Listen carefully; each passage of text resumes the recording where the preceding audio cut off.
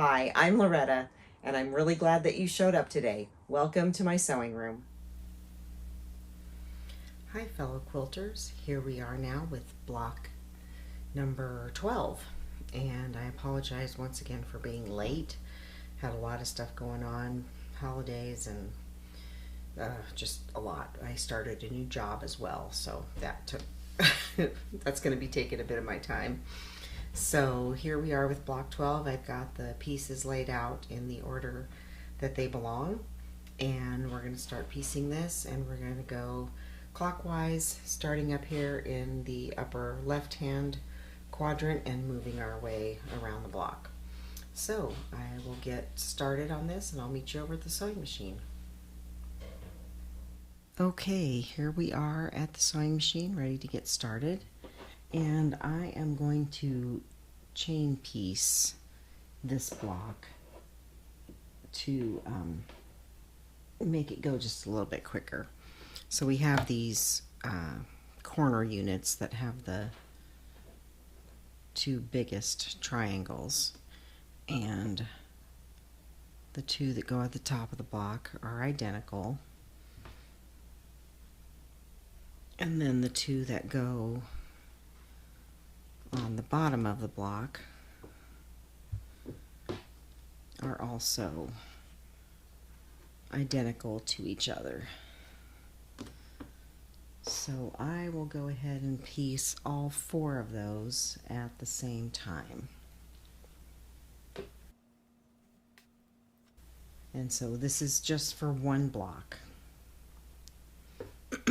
So I will chain piece these and get them pressed. So I'll still put them in order off to the side. And once again, for these larger units, we're going to line up matching this outermost point with this outermost point and lining up the raw edges. So get that ready to go and start sewing with our scant 1/4 inch seam allowance. I have my machine set with a 2.0 stitch length,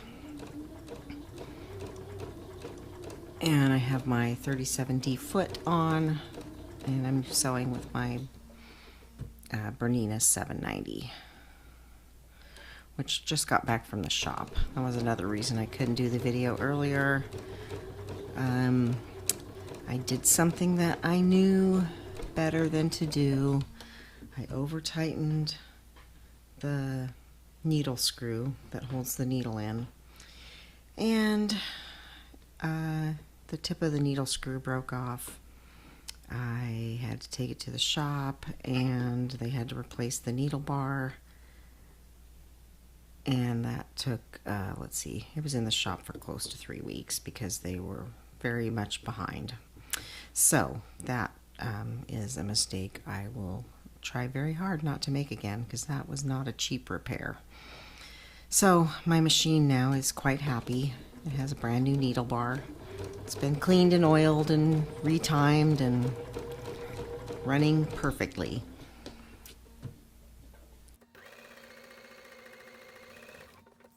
So those were the two corner pieces that go at the top of the block, and now I'll piece the two lower ones together. Once again, we're dealing with bias edges here, so just be careful that you don't stretch them. Another reason I don't like using pins, they tend to distort the fabric, and if you've got them on a bias, you have even more chance of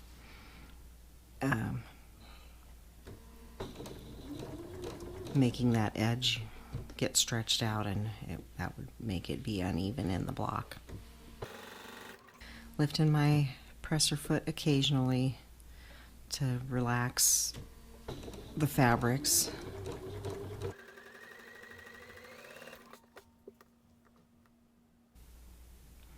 Now I did notice in this block number 12, a couple of my pieces looked like they had a slight fold in them when they were cut.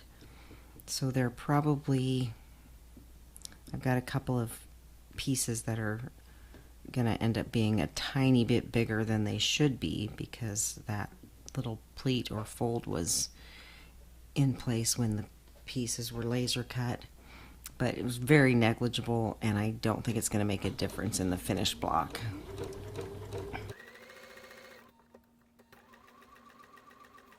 Now I have my dual feed engaged on this machine, but there's still a tendency for the top fabric to be pushed along at a slightly faster rate than the feed dogs are pulling the lower fabric.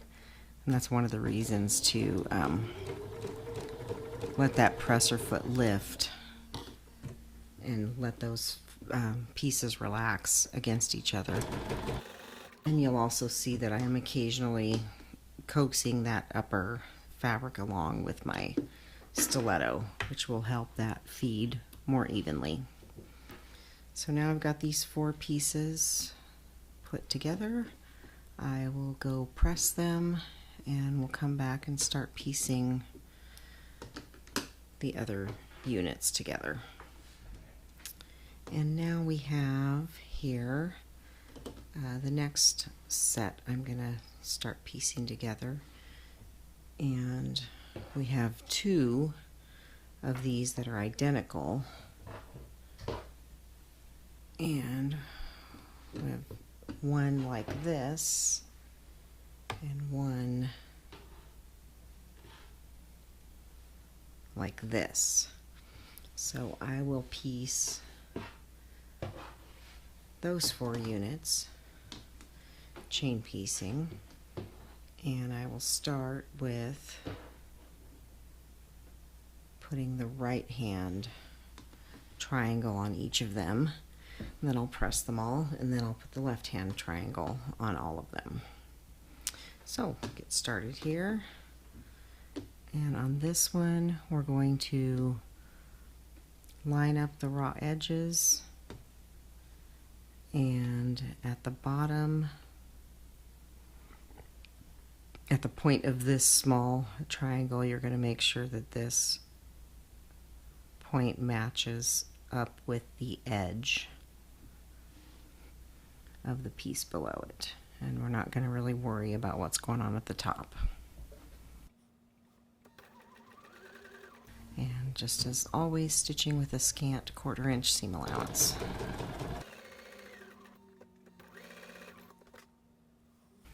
Next one, lining it up exactly the same way.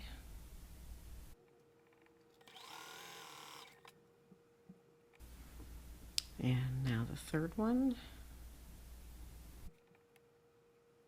I'm just making sure that those are lined up as good as I can get them.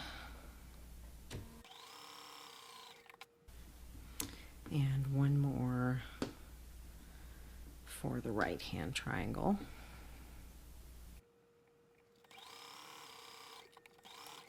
All right, I will get these pressed, and then we will add the triangle that goes on the left hand side.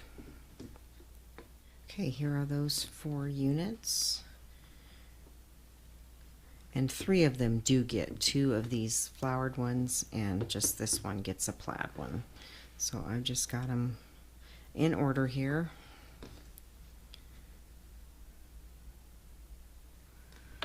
And once again, we're going to line up this sorry, this point of the triangle with the raw edge of the diamond.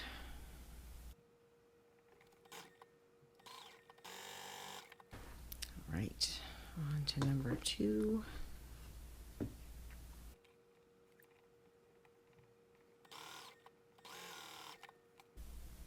And this is the third one.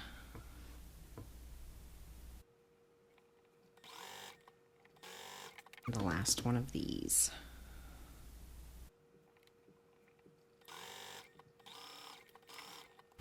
Okay, press these and then all of our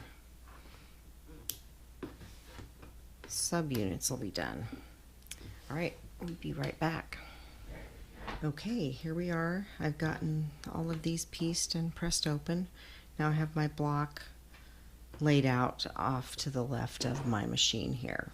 So now what I'll do is start joining the subunits into the quadrants. So I'm starting in the upper left hand quadrant. So there's this one and this one. Remember, as we're piecing, that this with the diamond always goes to the right of this triangular one. So get this one feeding in here, and once again I will chain piece all of these. So when we're done with this step, we'll have all 4 quadrants ready to go.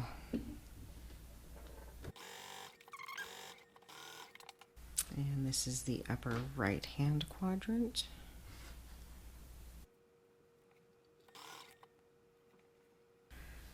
I'm just shifting things ever so slightly using my stiletto to help guide everything where I want it to be. And this one is the lower right hand quadrant.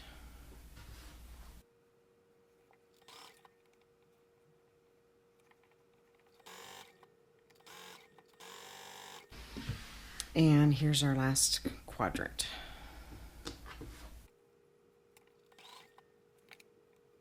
Sometimes it's a challenge to get those all lined up the way I want them.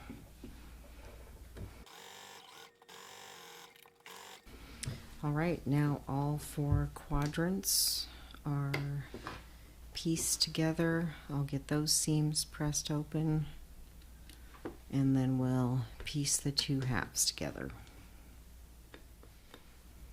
All right, we are now ready to put these blocks, put this block together in halves. So I've got the 2 pieces for the upper half.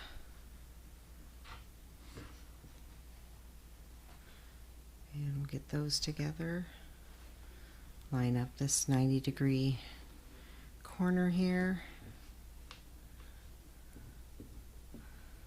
And start stitching. Just need to move that just a tiny bit over. All right, now that I'm past that starting point, let that fabric relax. That's 1 half. Here's the bottom half. Put those 2 together, once again matching that 90-degree corner. Okay, that looks really good. All right, now line up my other end here. All right, we'll get those pressed. And 1 more seam and this block will be finished. So press those 2 and we'll come back and do that final seam. And here we have the 2 halves of the block, and I will put those right sides together. I have a little clip here to clip that center.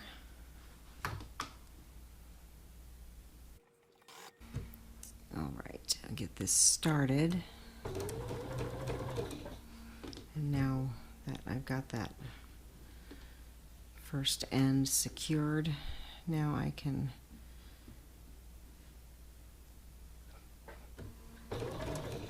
kind of manipulate these and make sure that those raw edges are aligned. Okay, get my clip out, double check under here to make sure we have everything lined up properly. Keep my stiletto there. Make sure I'm not getting any seams flipped underneath. So now that I'm at that center point, get this other end lined up.